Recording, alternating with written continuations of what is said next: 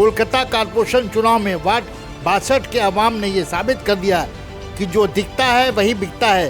काम के आधार पर कोऑर्डिनेटर चुने जाते हैं। तृणमूल उम्मीदवार सना अहमद को दोबारा अजीमुशान फतह दिलाई।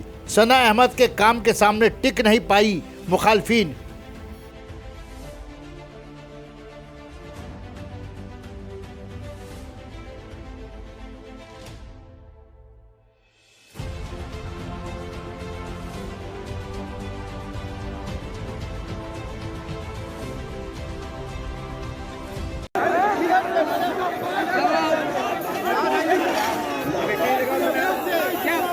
क्या बोलना चाहती है मैम?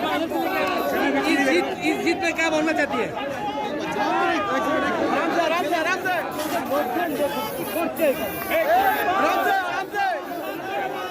क्या कहना चाहती है?